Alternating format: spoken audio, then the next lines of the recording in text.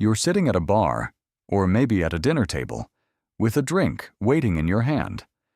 You take the first sip. A gentle warmth moves through your chest, and your shoulders begin to loosen. The room feels softer. Conversation becomes easier. The ritual is so normal that you rarely question it. But the first alcoholic drink came from no vineyard, brewery, laboratory, or carefully written recipe. It probably began with something forgotten, cracked fruit on the ground, or wet grain inside a crude bowl. Perhaps rainwater mixed with honey inside a hollow tree and sat there, quietly bubbling for several days. It smelled spoiled. Yet one extremely brave, or desperately hungry, human leaned closer and decided to taste it. That accident may have happened around 12,000 years ago, but your body's preparation began far earlier. Nearly 10 million years earlier, before cities, before farming, and before humans were completely human. Your ancestors learned to turn ethanol in rotting fruit into energy. Your drink began on an African forest floor. Travel back 10 million years to a warmer Africa where the ancient forests are beginning to change. Dense forests become fragmented, separated by dry ground, open woodland, and increasingly dangerous stretches of exposed land. Wet seasons grow shorter. Dry periods last longer, and fruit is no longer available throughout the entire year. Your distant ancestors spend much of their lives in trees, where branches provide food, shelter, and sleeping places. The canopy also protects them from predators waiting below, where a single mistake can quickly become fatal. But as the forest thins, moving between trees becomes harder, forcing hungry primates closer to the ground. The best remaining fruit is sometimes below, bruised, split open, covered with insects and already beginning to rot. To many animals it looks like waste, but to a starving primate, the sweetness still means valuable energy. But yeast has arrived first, living on fruit skins, leaves, insects, and nearly every surface around them. Yeast consumes the sugar, releasing bubbles and ethanol. A sweet, sharp smell spreads through the forest. Food is nearby. Scientists sometimes call this idea the drunken monkey hypothesis, although its name sounds far stranger than the reality. Ancient primates were not holding fruit parties beneath the trees. Their real problem was much more serious: survival. Your ancestors were probably not searching for intoxication. They were searching for calories during seasons when food was scarce. Fermented fruit was simply another possible food source when fresh fruit had disappeared, and every remaining calorie mattered. But too much ethanol could damage the nervous system, disturb balance, slow reactions, and turn a meal into a deadly risk. Imagine trying to climb back into a tree while intoxicated, with a hungry prehistoric cat watching from below. Yet in the ancestral line, later shared by humans, chimpanzees, and gorillas, an important biological change appeared. A version of an alcohol processing enzyme called ADH4 became much more effective at breaking ethanol down inside the body. This mutation did not create immunity, but it may have helped them use small amounts of fermented fruit more efficiently. The ability helping you process wine today may preserve the biological memory of an ancient struggle to survive on damaged fruit. For millions of years, the relationship was simple. Nature produced alcohol, and hungry animals discovered it by chance. Then humans created containers, stone hollows, animal skins, sealed baskets, and eventually, pottery capable of holding liquid. Once food and liquid could remain stored together, fermentation finally had a protected place to happen unnoticed. Around 12,000 years ago, your group spends exhausting hours collecting tiny wild grains from the surrounding grasslands. Back at camp, you crush the seeds between stones, add water, and create a thick, heavy porridge. You leave the mixture inside a stone bowl, planning to eat it later. Then the entire camp moves. A storm comes, danger passes through the area, and the abandoned mixture remains untouched for several days.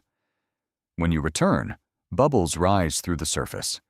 The grain smells sour, sweet, and strangely alive. It looks spoiled, but food required hours of labor. Throwing it away could mean losing desperately needed energy. You taste it. Warmth spreads, laughter follows, and one question changes history. Can we make this happen again? One of the earliest clues comes from Rakefet Cave in the hills of what is now northern Israel. Around 13,000 years ago, Natufian hunter-gatherers used this cave for burials, gatherings, and communal ceremonies. They still hunted and gathered, but their communities were becoming less mobile and returning repeatedly to familiar places. They collected large quantities of wild cereal grain and carried the harvest back to the cave in woven baskets. Inside the cave, they carved deep mortars directly into the stone floor and used them to process plants. Microscopic traces suggest that some grain may have been malted, mashed, and deliberately allowed to ferment. This was probably not clear, golden beer, but a thick, cloudy drink filled with floating grain particles. The fermented grain drink may have been prepared for funeral feasts held close to the community's buried dead. Food passed around. Stories were remembered. A shared fermented drink moved slowly from one person to another. Alcohol may have joined grief, memory, and ritual, helping the living transform personal loss into a shared ceremony. This leads to one of archaeology's strangest debates. Why did humans first begin cultivating large quantities of grain? The obvious answer is bread. Grain could be stored, ground into flour, and cooked into nourishing porridge. But what if early communities were not growing grain only because they were hungry? What if they were also thirsty? Fermented grain required planning, collecting enough cereal, wetting it, letting it sprout, crushing it, and adding water. Sprouting was essential. Raw grain contained starch, but yeast could not easily turn that starch directly into alcohol. As the seed began growing, natural enzymes transformed part of its stored starch into simpler, accessible sugar. Yeast could then feed on that sugar, releasing carbon dioxide and alcohol as the wet grain mixture fermented. Ancient brewers could not see enzymes or yeast, but they could watch, remember, and recognize successful patterns. One preparation produced a better drink. One vessel worked reliably. An accident slowly became a repeatable recipe. Beer before bread remains debated, but alcohol may have encouraged grain cultivation for survival, ritual, and celebration. Now travel to Jiahu, a Neolithic settlement in ancient China, around 7000 BCE. People here stored carefully prepared liquids inside large pottery jars made from fired clay. Thousands of years later, chemical traces of those ingredients would remain trapped inside the ceramic walls. Those traces reveal a remarkable combination: rice, honey, and fruit, such as hawthorn or wild grapes. It was not simply beer, pure wine, or ordinary mead. It combined elements of all three. The rice provided starch, honey concentrated sugar, and fruit added sweetness, flavor, and wild microorganisms. The finished drink was probably sweet, sour, cloudy, and completely unlike a modern bottled beverage. One batch may have tasted wonderful. The next could have been sour enough to make everyone recoil. But this recipe shows that people were no longer waiting for nature to produce alcohol by accident. They may not have understood why fermentation worked, but they knew how. The accident had become technology. The first taste may have been accidental, but the second batch was deliberate, and humans soon discovered alcohol changed more than the body. Alcohol altered the group.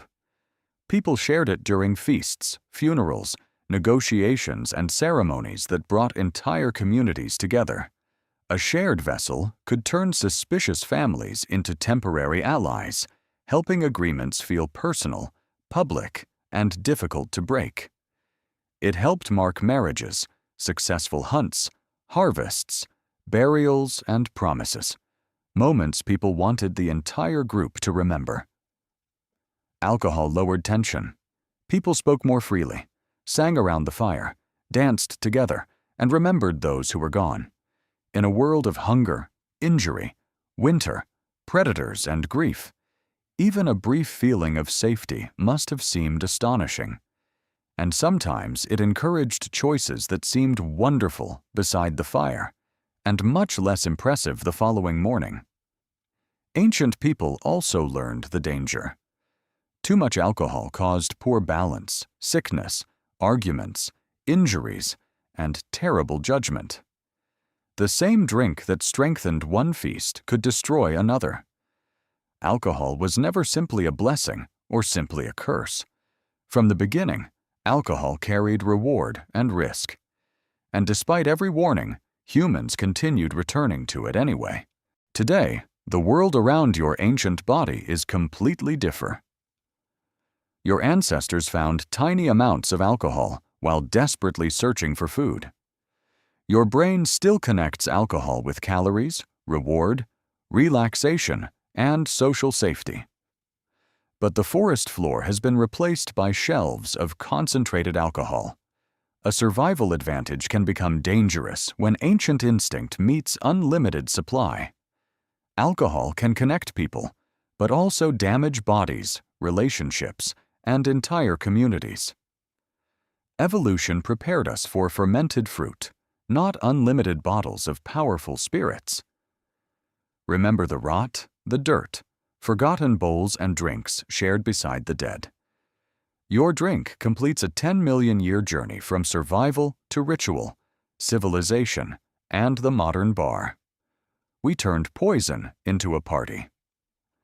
Join the tribe, and I'll see you around the next campfire. And finally, thank you for watching. Subscribe to the channel, and tonight, invite a few good friends out and share a round together.